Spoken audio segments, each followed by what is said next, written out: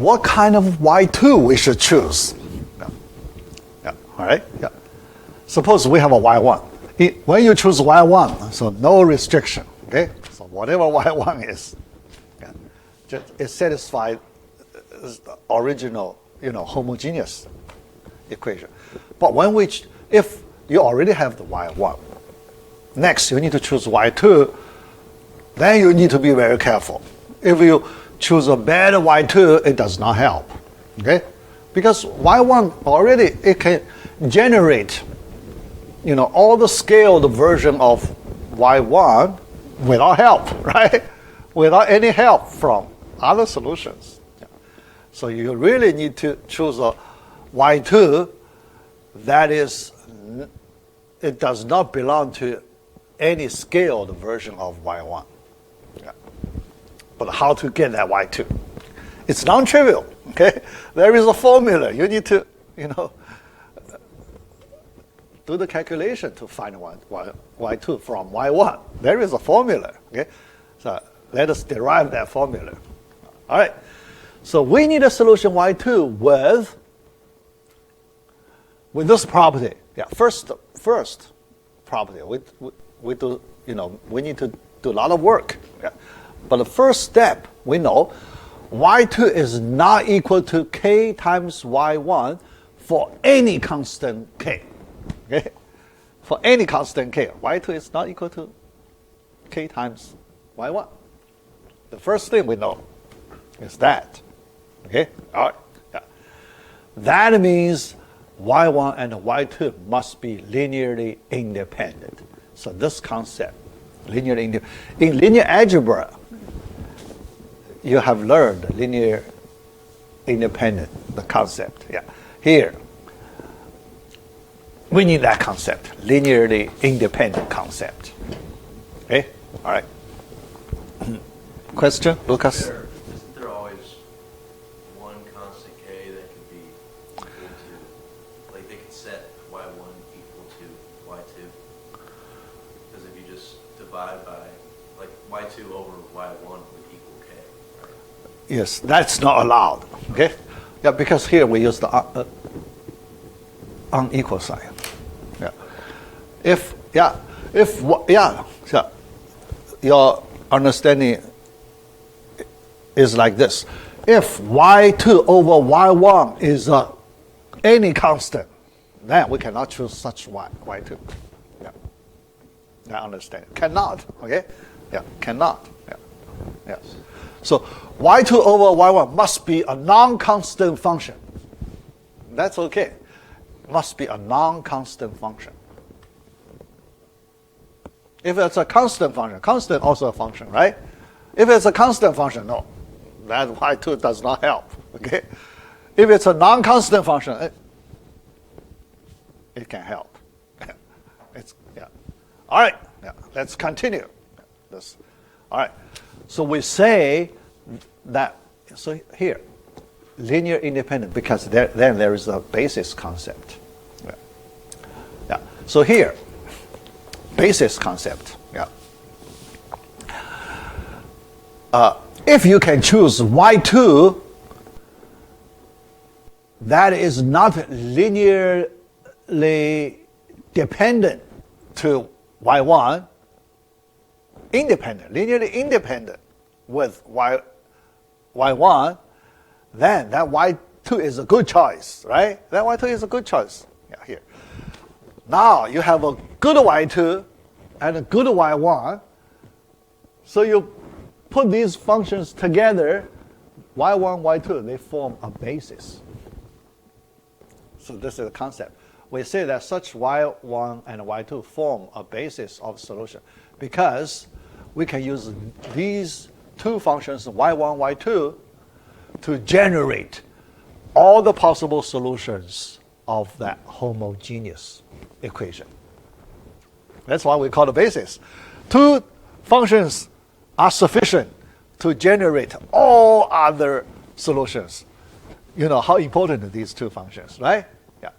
Although these two functions, when you choose these two functions, there are many different ways to choose, right? They're not unique way. Yeah. you have infinite many ways to choose y1, y2. Okay? Yeah. Yeah, because you have a lot of freedom. When you choose y1, do you have a lot of freedom? Yes, you have a lot. Yeah. When you choose y1, you have infinite many ways to choose y1, right? After you fix y1, when you choose y2, you have infinite many ways to choose y2, right? But you don't worry about that, all those different ways to choose. You only need to choose two of them, okay? Yeah, two of them. Yeah. Two of the linearly independent solutions. That's what you want to choose, okay? Choose any two linearly independent solutions. Then you have a basis of this homogeneous equation. Yeah. Then using these two functions, this basis, we can generate all the solutions for this homogeneous equation. That logic, okay? That logic. All right? Yeah, so let's, continue to work along this direction. Yeah. Basis and the linear independence. Now, there is another question. If I give you two functions, how do you determine these two functions are linearly independent, right?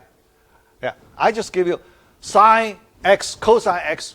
Can you tell me these two functions are linearly independent or linearly dependent, right? Yeah, I give you arbitrary two functions. I want you to tell me if they are linearly dependent or independent. Yeah, yeah. So here we need to answer that question. All right. Yeah. Understand the basis concept. Yeah. A basis should have certain fundamental role in forming a solution of the equation. Yeah. Linear combination covering all. That's an important property, right? Yeah. Yeah. Fundamental system. Yeah. Because that basis we call a fundamental system. Yeah. Because we can use this system to generate all the solutions. Yeah. Yeah. All right.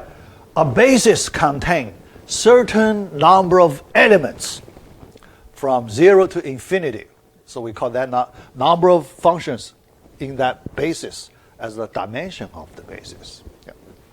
So in our second order ODE, dimension is 2, second order. Okay? Third order, dimension 3. Nth order, dimension n. You need n linearly independent solutions to form a basis. Then you use this basis. You can use linear combination on these basis functions to generate all the other solutions. Yeah, so that's this dimension. But there is a special case, infinite, the dimension could be infinite. Yeah. But for this class, so we don't consider the infinite dimension. Yeah. We only work on finite dimension. All right. For any solution, it is sufficient to use the elements inside the basis to represent it through certain linear combination way. All right? Yeah. The way to represent a solution is a linear combination of the elements in the basis. This time, linear combination we can generalize to 3 terms, 4 terms, 5, arbitrary many. Okay? Linear combination of n functions. So you can write, right? C1 times y1 plus, yeah. So here, if I write linear combination of n functions, I can use C1 y1 plus C2 y2 plus ... plus Cn yn. That linear combination, right? Yeah. It's very easy to generalize that linear combination concept. Okay? Yeah. All right. Yeah, so in this current second order ODE, there the dimension is 2. Yeah. We only need to find 2 linearly independent solutions. So we can form a basis. Yeah. All right, yeah, must be linearly independent. Yeah. But question, how to understand linear independence? Yeah. So we need to answer that question. If I give you two functions, how do you check these two functions are linearly dependent or linearly independent? Yeah, so let's answer that question. Yeah. All right. Assume that y1 of x and y2 of x are linearly independent. All right, yeah. Assume. Yeah. So what conclusion can we get? Yeah. All right. Then there do not exist k1 and k2 such that k1 times y1 of x plus k2 times y2 of x equals 0 function. Yeah. Do you agree with this? The statement. Yeah. Here, we just say the statement. Yeah. All right. Yeah. So we assume y1, y2 are linearly independent. Yeah. Yeah. Then, what property do we have? So the property is you cannot find two constants, k1 constant, k2 constant, such that the linear combination k1 times y1 plus k2 times y2, you get a new function, right? This new function is not a 0 function. Yeah. First, the first thing is, can you understand if this statement is true or false? Yeah. First, yeah, it's true. Okay. Yeah. For this, but the question is, can you understand why it is true? Lucas, can you see that? Why it is true? Because if they're linearly independent, then the result will always have a variable and it won't be constant.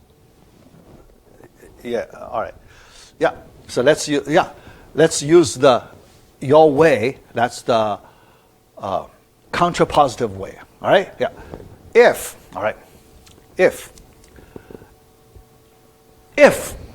you can find k1, k2 such that this equality is true, okay? Then your conclusion, can you take? Yeah.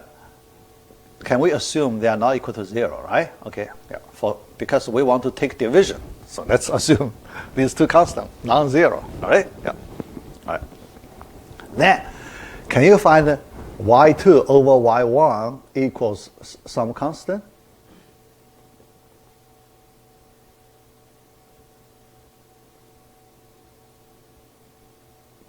Right? Can you find that? See that? If y2 over y1 equals some non-zero constant, it's a constant, okay? Yeah. A constant, yeah.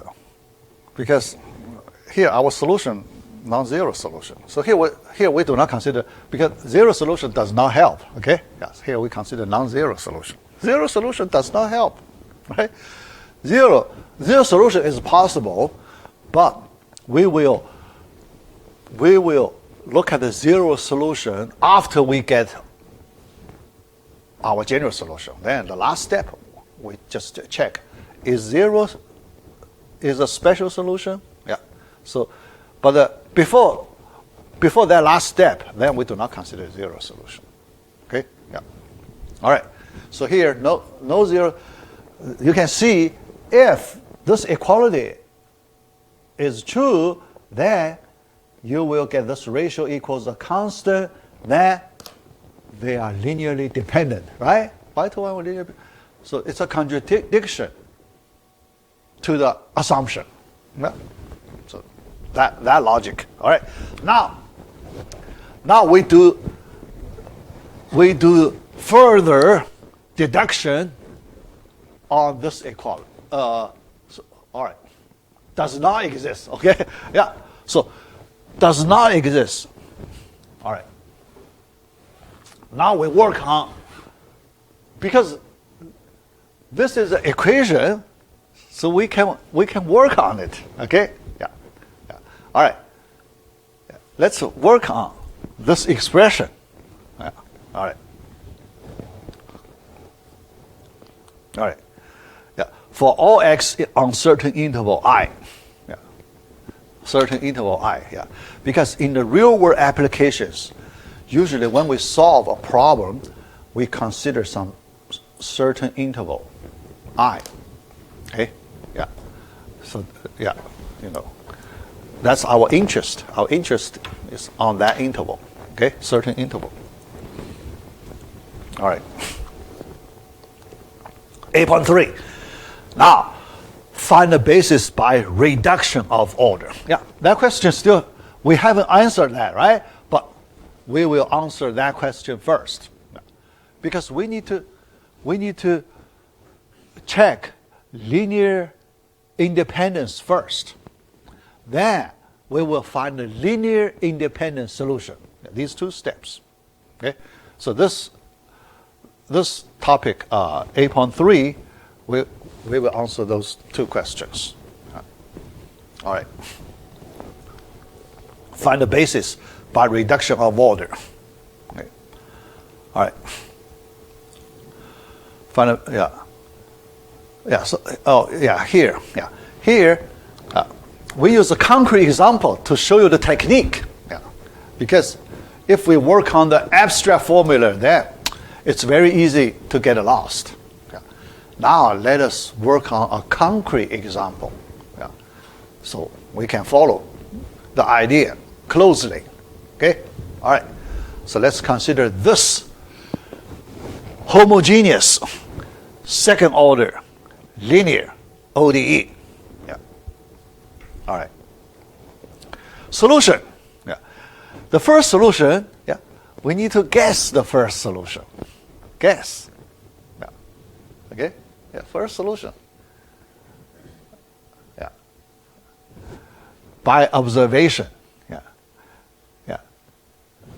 That may not be easy, yeah, but usually you make, when you make a guess, yeah, so you try to make relatively simple guess. Okay? Yeah. Do not make very complex guess. Yeah.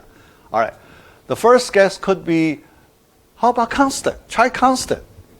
Can you find a constant that satisfies the equation? Yeah. Yeah. Here you cannot, right? The constant. Then other than constant, can you find a linear function that satisfies equation? Linear function. All right? So here, that linear function would work. Okay? So here the guess is y1 equals x. It's a linear function. It's a simple linear function. y1 equals x. Now you plug in, yeah, very lucky, both sides 0. Okay? So y1 is equals x. That's the first solution. Yeah. First one. Try to make some simple guess. Okay? Yeah, simple function. Yeah. Do some testing. Yeah. Oh, yeah. All right. Guess the first solution. Yeah. Yeah. All right. Yeah, but later, yeah, so here, yeah, let me say some comments for long term. Yeah. For long term solution. Yeah. All right. Because in the future, you may need to solve other second order homogeneous ODE, and most of the time you may not be able to guess the first solution, right? Yeah, because you try many simple solutions, none of them works, right? That's highly likely, right? How do you know? Every time you are very lucky, right? Yeah. Nobody can guarantee that. Yeah. But don't worry. Yeah. Later we will learn a technique. Okay. How to guess, but how to, yeah. So later we will learn the first solution. We will find this serious solution. Yeah. So the first solution we don't know, right? Okay. So we don't know. So we write this representation of the first. Yeah. In series. Okay, yeah. So y1 equals a0 plus a1x plus a2 x squared dot dot dot infinite series. Right? Then we determine a0, a1, a2. We plug in a0, a1, so we can calculate a0, a1, a2. Then we can find a solution. So that's the series solution. Okay? Yeah. So later sometime we will do this. At that time, we can always find such solution, right? Yeah. But it's a complex form. Yeah. Series, infinite many terms. Yeah. But it's still a function, right? It is a function, but infinite series. Yeah. So your y1 solution is an infinite series. Yeah. Okay? All right. So here, let's, do not worry about that. Yeah. So we know it could be found. Yeah. Yeah. All right. Given the first solution of the second order homogeneous linear ODE, how to find the second solution? Now this question. Okay. We need to answer this question. All right. Ratio, yeah, consider y2 over y1 ratio. So you mentioned that, right? Yeah. y2 over y1, we know not any constant, right?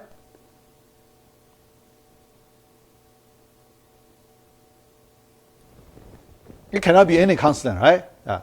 But if you want to find y2 over y1 should not be any constant. Okay.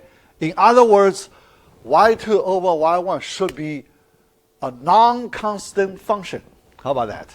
Okay. Yeah. Now we choose a new symbol to represent that non-constant function. Yeah. Here we call u function. Okay. y2 over y1 is a u function. But u function is a non-constant function. How about that? It makes sense, right? Yeah. All right. So let's determine that u. If you can find that u, you get a y2, right? Yeah.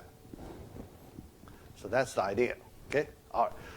Now we make y as u times y1. Yeah. Because y1 equals x, so u times x. Right? See? Yeah. That's why that unknown u,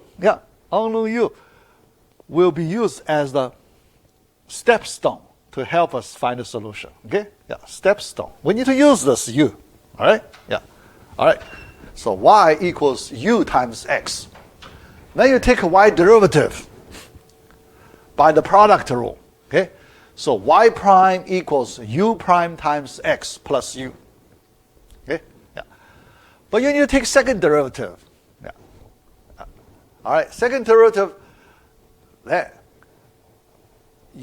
Double prime times x plus 2u prime. Okay? Yeah. Then you plug in. Okay? Plug it into the original equation. Yeah. Then do some simplification. Okay? Yeah. Just multiply out, cancellation, combination, Yeah. Yeah. After simplification, we get this new equation. Okay? So y is gone, so you replace y by a new function u. Yeah. Y is gone. Okay? All right.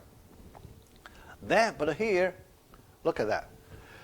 You have u prime, you have u double prime, but you don't have u, right? Yeah.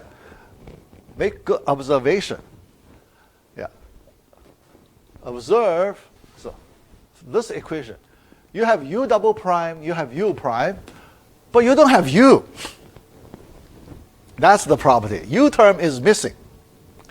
If u term is missing, can we take advantage of this property? There is no u. You have u prime and u double prime. Can we take advantage of this to make this equation simpler? Can we consider u prime as a new function? Then u double prime just the prime of u prime, right? Then you get first order ODE, right? If we use a new symbol, new notation to represent u prime, then you get a first order equation, right? Yeah. So here, let v be u prime. Yeah, because u prime, it's a function. Whatever function it is a function, right? So let's call it v. Yeah, because if we use v to replace u prime, then the previous equation becomes first order equation. And we have confidence to solve first order equation, right? Yeah, first order, much easier. Yeah, all right? So here, because it's a separable, this first order is a separable equation. So we can find a solution pretty easy, right? Yeah. But here, when you see the right-hand side, you need to find the integral of this fraction at the right-hand side. Yeah. Then you need to recall that partial fraction technique in integral. Okay? How to write a fractional representation, using the partial fraction form. Yeah. So here, decomposition. Yeah. So we need to decompose this expression as a determine two constant, capital E, capital B over x minus 1 and capital B over x. Yeah. Partial fraction. Okay? Yeah. Multiply out. Yeah. Determine capital A constant, capital B constant. Yeah. So the partial fraction way. Yeah. All right. Yeah. Here, after that partial fraction decomposition, we find that this is the decomposition. Okay? Yeah. So you need to recall, your partial fraction decomposition. Okay? Yeah. All right. Then we take integral, natural log of absolute value of v equals another two terms. Yeah. But we can write v easily, right? Yeah. But we want to remove the absolute value. Yeah. Yeah. But we need to find a v. So v, there are two possible solutions, plus minus. Yeah. Two possible solutions. Yeah. All right. But two possible solutions, plus minus, actually we can use a, use a constant, right? Yeah. So you use one form because plus minus, if we use c, for example, right? Yeah. So we can, combine that plus minus in one form. Yeah. All right. But after you get a v, then you can find a u. After you get a u, you can find y. Yeah. Yeah. So the remaining calculations, I skip. Okay. Yeah. Yeah. Yeah. Yeah. If you are patient, work step by step, so you can find a solution. Yeah. So here I just skip it. Okay. All right. Later when we do practice, so then, we will do a lot of practice on such questions. Yeah. All right. Now, general process, because that's the special example. Now, we can do it on the general formula. Reduction of order. Yeah. All right, so let's apply, same method, but this time on the general formulation. Yeah. The first step, find first solution y1. Yeah. But that y1 here, there is no detail. Okay. Yeah. So for you, first try some simple guesses. Okay. Guess some simple functions. If it works, then you are done. Yeah. So you just take it. Yeah. If it does not work, Later, we will use series solution. Yeah. So we will determine some infinite series. Yeah. Yeah. Then we plug in, we determine the coefficients of some infinite series to get that y1. Okay? Yeah. So yeah. But in my assignment, I tried to give you a y1 easy functions so you can guess easily. Okay? Yeah. Because for hard functions, we leave to, later chapters when we move to series solutions. Then we can do the, harder way, yeah, complex way. Yeah. All right. Find second solution. Now this time we need to use that u, introduce that u function. So y2 equals u function times y1 solution. Yeah. Then we take double prime and the prime, we plug in, yeah. Plug in so we get this equation. Yeah. But in this equation, the calculation, so here I skip calculation. On your scratch paper, if you want to check it, so you can, practice. But here I just give you the result. Yeah. But in this result, there is a nice property we can take advantage. Look at the last term. U times that parenthesis. Wait, sorry. Yeah, this should be 1. Yeah, I missed that subscript 1. Okay. Yeah. Because, yeah, you plug in y2, y1, so you have y1. Okay. Yeah. Then we know y1 is a solution, so this parenthesis equals 0. Yeah, because you plug in y1 in the original equation, you should get 0. Yeah, all right. Then that u times 0, so it's gone. Yeah, so you get a much simpler version of the equation. Yeah, so you let v equals u prime, so you get a v prime times y1 plus v times that parenthesis. That parenthesis is a known function, right? It's a known function. Okay, all right. Then you can write, using a separable method to solve the equation. Yeah. Then you can write, right. So the natural log of that v. Yeah. Absolute value. Yeah, but the absolute value, yeah, so here, yeah, v, where we write a v, yeah, here, yeah, we remove the absolute value because we only need one v, right? Yeah, we do not need to cover all the v functions. We only need one special v. So that's why when we remove absolute value, we only take the positive version. We do not take the negative version.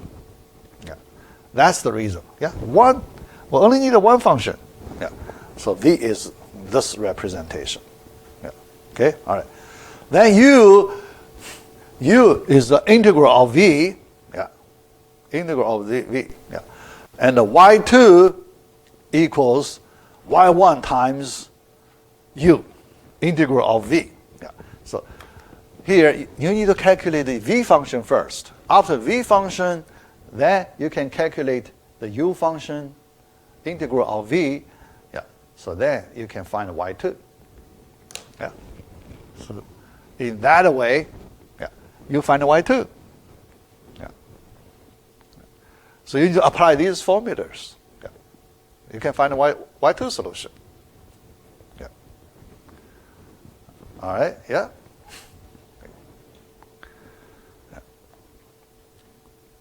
All right. Example. Find the basis by reduction of order. All right. Find the basis of this equation. Yeah. y1 is given, yeah, because here y1 you can see it's hard to guess, right? Yeah. This y1 cosine of x over x. Yeah. It's very hard to guess this solution. How to guess? Yeah.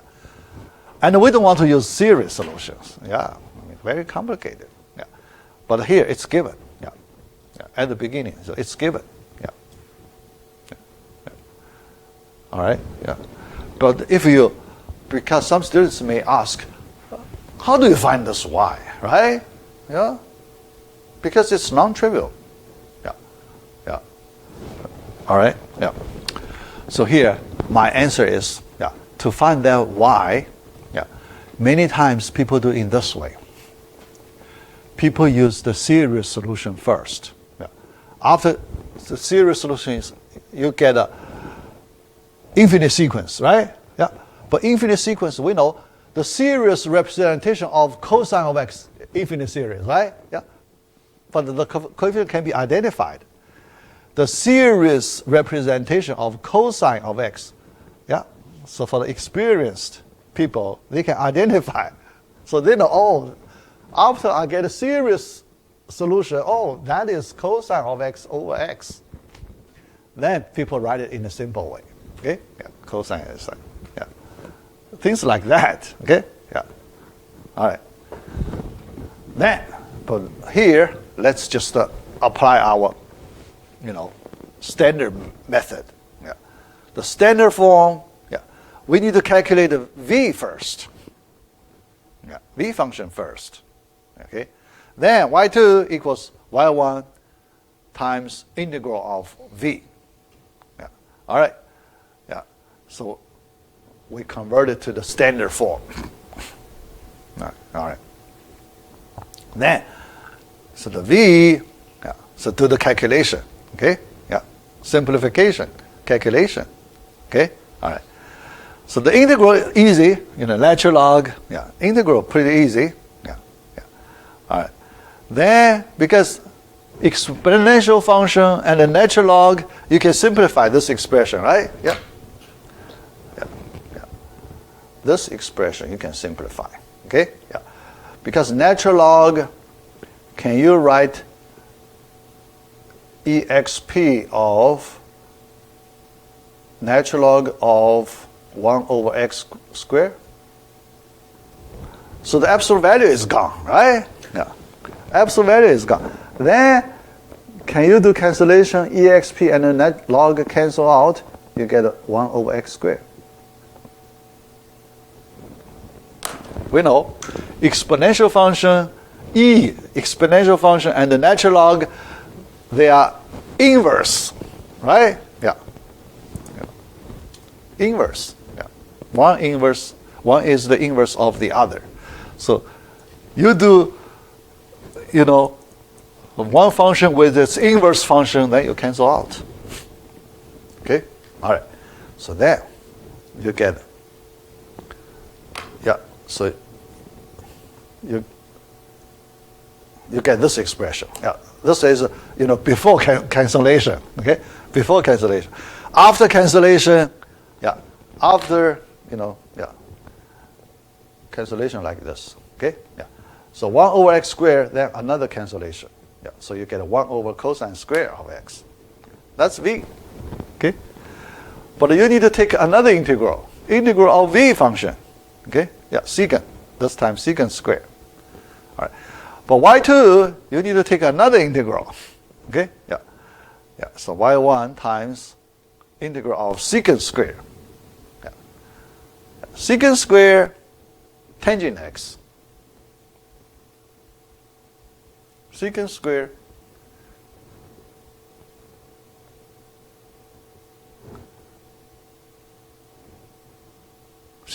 tangent x.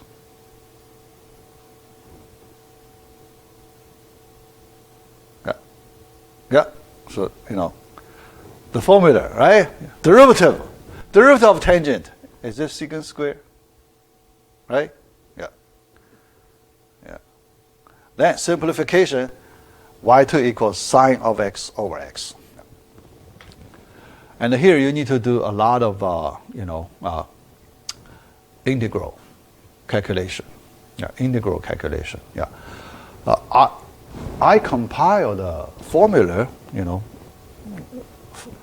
so I try to collect all the formulas we may need to use in our calculation. Yeah. Otherwise, you need to look for formulas there, everywhere. Yeah. I can post my formulas. Yeah. Yeah. It's a PDF file, many pages. Yeah. So, put in different sections. Yeah. So, yeah. So if you can find, these integral formulas, you can find quickly. Yeah. And I can post it. Yeah. So when you do the calculation, you can use the existing formulas. Yeah. All right. The general solution. After you have y1, y2, the general solution, linear combination, c1 times y1 plus c2 times y2. Okay? Yeah. Yeah. Yeah. Yeah. So that's the way. So you solve the homogeneous second order ODE. Yeah. Okay. Yeah. All right.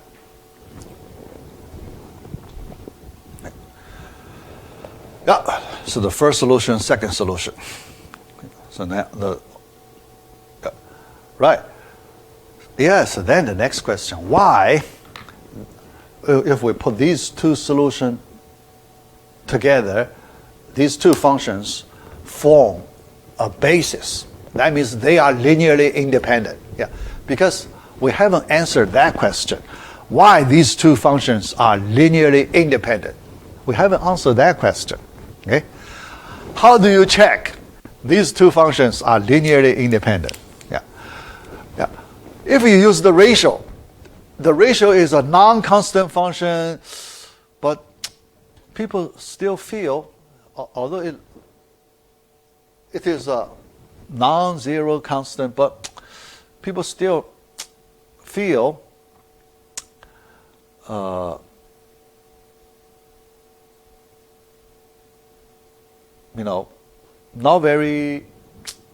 still not feel quite comfortable there. Yeah. All right. So we want to really do some serious work. Yeah. All right. To determine they are linearly independent. Yeah. All right. Yeah. So we only have about 5 minutes. Yeah. I haven't. All right. Yeah. So here another topic. Yeah. The constant. All right. Yeah. So yeah, because at this time, yeah, let me clear that part. Yeah. Yeah. Because later to check. Yeah. Let me just go to the previous slide. Yeah. Oh, previous. Yeah, this one. All right. Yeah, later we will learn there is a method. We will calculate a special representation. It's a determinant of a 2x2 matrix. Yeah, Waraskian. Good. Waraskian. We calculate Waraskian. Yeah. Yeah. If it's a 0, yeah. If the Waraskian of these two functions is 0, then they are linearly dependent. If Waraskian is non-zero, they are linearly independent. So later we will do that. Okay? Yeah. Using the Waraskian to determine linear independence and dependence. Yeah. And could go higher order. Yeah. Not just the second order, third, any higher order. We can use the Waraskian. Okay? Yeah. Yeah. We will get there. All right. Yeah. So let me just stop right here. Yeah. So I will, make the last section. Yeah. Last topic. Yeah. So I will, clarify things. So then next time we will finish that last topic. All right.